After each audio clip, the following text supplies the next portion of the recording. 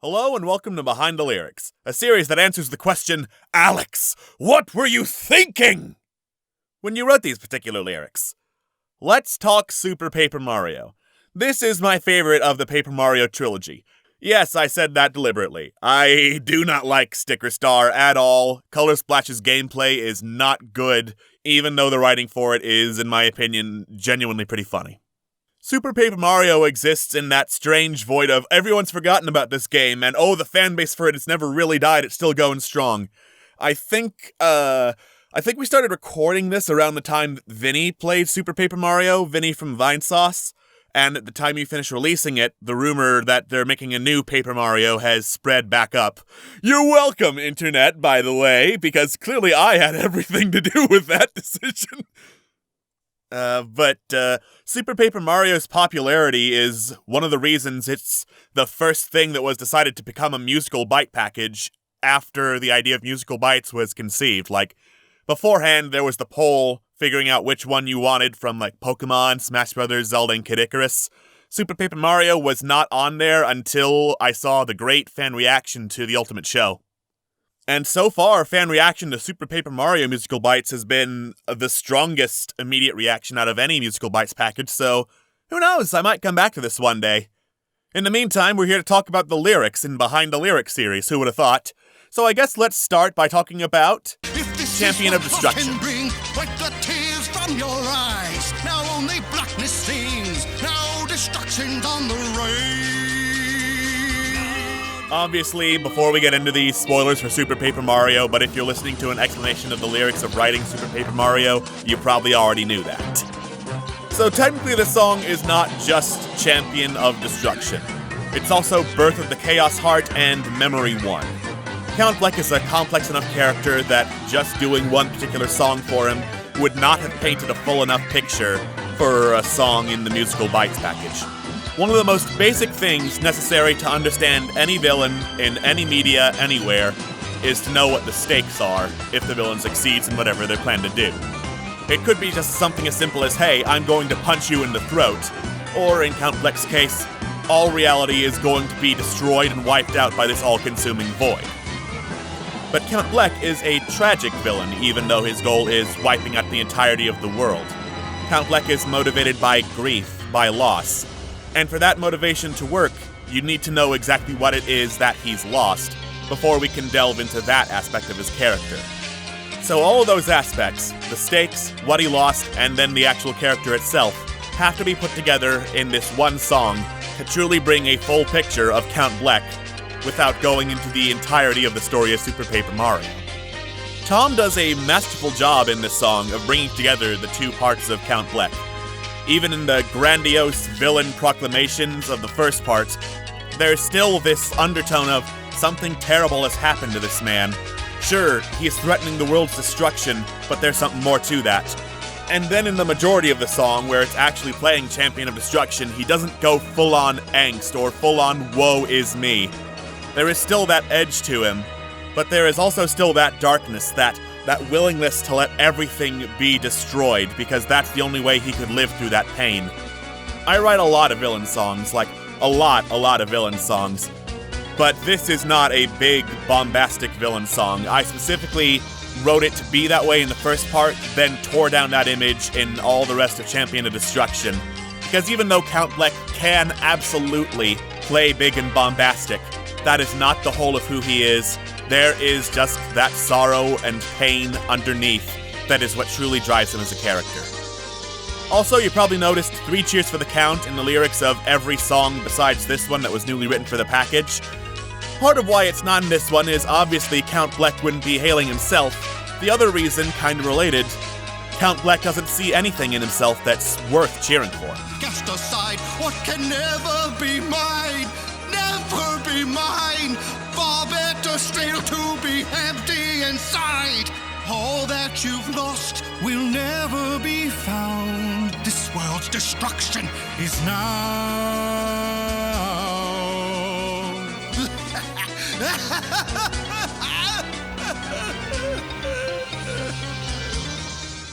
Oh Chunks, Warrior. Raining on you like a thunderstorm. Oh, chunks, I came for war. Little till the men get thrown around. Get you're going down.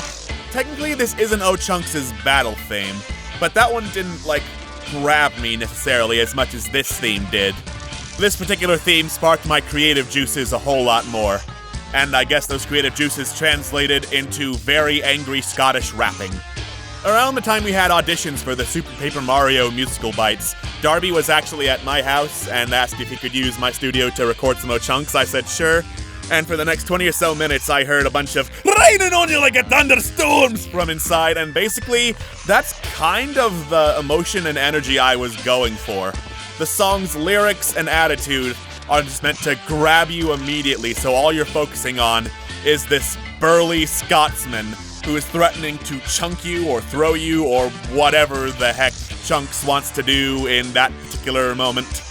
Even though this is specifically the old desert fight, I incorporated dialogue from across the game for O-Chunks, including the actual song he is forced to compose and sing about Count Bleck, and the talk about how he's not going to think anymore, he's just going to use brawn, which very unfortunately leads into the O-Cabbage fight. Other than that, all I wrote for the dialogue in between the verses of the song was angry Scottish ranting. I did record some stuff for, the scratch track of the song. Candor did none of that. All the rest of that was just improv'd by Candor, who did a fantastic job capturing the spirit of O-Chunks and throwing in a bunch of references while he was at it. So while Count Bleck's song is a look into the emotional turmoil of a particularly deep character, this one's mostly just high-energy fun. Deep O-Chunks analysis would probably come somewhere that's not in the middle of brawling with Mario. Man, chunked and bland. The Count was strangling me with my own chin hairs.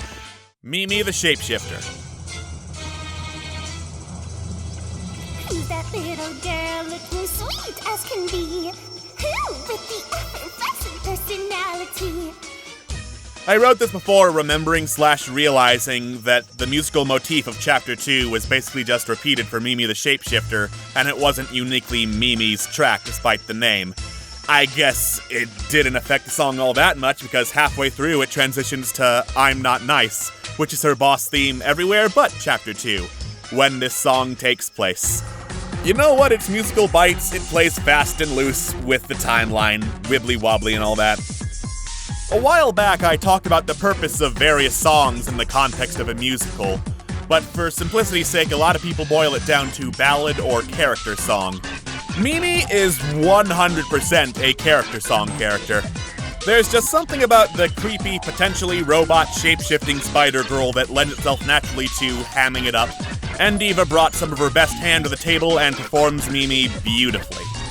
My basic thought process behind Mimi's want throughout this particular song is starting out like most particular little girls do, going, "Hey, look at me, look at me, look at me," for any number of reasons, whether that be the fact that she's so cute, the fact that she has a lot of wealth, imagined or otherwise, whatever, before turning into the true terror and, giant spider mutation inspired by John Carpenter's The Thing.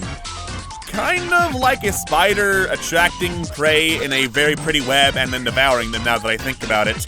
Wow, it's symbolism! That's actually me going me in the background during the I'm Not Nice part of the song. It's not particularly prominent because obviously the focus should be on Mimi for multiple reasons. See the aforementioned hey, look at me, look at me, look at me, I'm popular, I'm beautiful attitude. And also because, believe it or not, I do not sound like a little girl.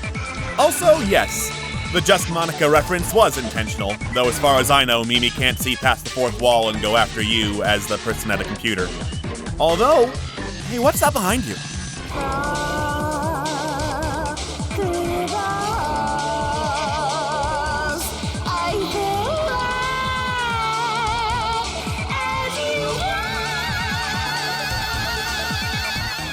Castle Black. Don't make waves and stay in line. Everything will be fine. Nastasia didn't get a theme or a boss fight in Super Paper Mario. I can understand the latter because without a whole lot of shenanigans, it would be hard to justify why she couldn't just hypnotize all of you into serving Count Bleck and immediately be done with it. Her theme, though, that was a crying shame because she is a fascinating character. Nastasia's got undying loyalty to Count Bleck after he saved her life many years ago, and basically, she's doing all the managerial work for him. Managing the workforce, making sure that everything runs on schedule. More than that, she's kind of in charge of his hype squad and human resources. Or, well, human being a relative term because Paper Mario, everyone's really stylized and probably not 100% human. It's never Count Bleck who leads a cheer for himself or demands everyone cheer for him. It's always Nastasia who ensures that people recognize how great Count Bleck is. If someone fails on a task the Count sent them to, he's usually saying, that's alright, we can just wait for the end of the world. Nastasia is the one who's dealing out punishment to keep motivation to not fail Count Bleck high. And yet, despite all of this, she's one of the first people to express doubts about Count Bleck's plan. To Count Bleck himself. Despite being one of the people who takes it upon herself to ensure that Count Bleck's plan goes, well, according to plan, she recognizes that the plan is terrible, that the plan is not going to end well for anybody. She will always try to get through to him to say that there's still time to cancel, there's still time to do something about it, there's obviously a better way. And a lot of that is because she does love him, and I think at some level recognizes that he could never love her back. Admittedly, this is spelled out by the Count himself that Nastasia could never replace Timpani in the game itself, but I think Nastasia's smart enough to realize that on some level by herself without having to be told. The don't make waves and stay in line chant is, at surface level, just a way to rally the troops, so to speak, but the lyrics themselves are just this terrifying look at conformity and how terrible it is to just be told to conform or forced to conform when the rest of the world is going to hell and you really can't do anything about it by standing up or speaking up. Like Nastasia, deep down, wants to, but ultimately feels that she can't, or even when she tries, still can't. Okay. Make waves and stay in line. Everything will be fine. Follow the Count's design. Follow the Count's design. The Brobot Battle. Who's that man you see? Brings his stash so well. Man of mystery, they call me Mr. L. This was actually the first of the songs specifically for this Bytes package that I wrote, because it was just so bouncy that I was inspired right away. It was also my favorite of the Mr. L songs, so that's why I chose it over Green Thunder or L-Type. One of my favorite parts about Super Paper Mario was like in the previews for it in Nintendo Power and stuff. They showed off Mr. L. They showed off, oh wait, you're gonna have to fight Luigi, and then theories went wild as to, oh my god, why is that happening? Why is Luigi with the bad guys? Blah blah blah blah blah. And the answer was hypnosis in the end. But what I loved about Super Paper Mario is they still treated the identity of Mr. L like this huge mystery right up until the very end of the game. Like, no one in-game figured it out. Mario had no idea his brother was Mr. L right up until Dementio said so. So that sort of mystery, quote-unquote, is what fueled a lot of the lyrics in the Brobot battle, like, who is that mysterious masked man? That sort of, who is Racer X, when the narration outright says who Racer X is, in a reference that I'm sure maybe 5% of my audience will understand. Juno is a fantastic talent at basically all walks of life. I already had Juno cast as Luigi for the Ultimate Show if it was just for dialogue, but when I said, hey, I'm having a Mr. L song, he immediately jumped and was like, yeah, sold, what do we have to do? And right after the lyrics were written, he was like, okay, here's like 5 different takes depending on how you want me to play it. So yes, Juno is a fantastic talent who is responsible for helping make like most of my channel happen. Despite the many, many people who claim we steal from each other somehow. It was actually Juno's idea to do an animation for the Brobot fight, so massive props to Steel for helping put together some of the assets, and for Moon for animating them all together, because the Brobot is a pretty complex rig, and it was just very bouncy and frenetic animation that really helped make this song pop. So yeah, this song in particular was definitely a labor of love. We thought a lot of people were going to really want this one, so we put a whole lot of heart and soul into it, and I'm glad it had such a great reaction. You better beware, cause I don't crowd around. Who's behind the mask? Are you afraid to ask? Right strike like a hurricane. Green thunder in the rain. And so I strike, like an unseen dodgeball in an echoing gymnasium. Now, even though the Dementio songs were released a year before the Super Paper Mario musical Bytes package, I would be remiss not to talk about them, since, they are in the Super Paper Mario musical Bytes package full package video. A lot of people complained about the dialogue before the song, but honestly, I think it's kind of vital to the video. Obviously not for the hour-long extensions, because that you're clicking on because you want to hear it looped over and over, but like I said for Count Bleck, one of the basic things to establish with the villain are the stakes. And the dialogue before both of the Dementio fights are vitally important to understand Dementio's motivations and why it is so important to fight and defeat him. This is not just some random asshole clown. This is a man who has manipulated, backstabbed, and taunted his way through the entire game to get his hands on a weapon that will destroy all worlds simply because he has a superiority complex and thinks he can do things better, and has used both the man who is clearly grieving and dealing with it in unhealthy ways, and heroes who have no real choice other than to try and stop that man in order to do that. I actually wrote "It's Showtime" first because when a lot of people in the comment section said I would make a great Dementio's theme, that's what I thought they were referring to, but then I heard the Ultimate Show and I was like, oh, okay. "It's Showtime" is, at the core of it, about Dementio's dissatisfaction and ultimately mockery, and how one day he's going to rise up and do all of it better. Mixed in with, of course, threats to people he's fighting, but ultimately the promise that things are going to change, this is not going to be the norm for a while, which is a parallel to the fact that Super Paper Mario plays way differently than the first two Paper Mario games, is still there. The Ultimate Show, on the other hand, is when that moment has arrived, so I played it a lot bigger and more boombastic than I normally would Dementio, because now that he has his moment, he has no particular reason to hold anything back. While Count Bleck is a tragic villain, and one of the best, if not the best, written villains in the Mario franchise, there's nothing tragic about Dementio. There is no love or grief that's motivating him. There is only his massive ego and a callous disregard for anything that is not him. He's an asshole clown, but definitely not just a random asshole clown. Please don't take that out of context. Now you face the end of days. Take a bow as the curtains go down. Up and down on this merry-go-round. My time is now. My time is now. Hold too soon. I won't have a last laugh.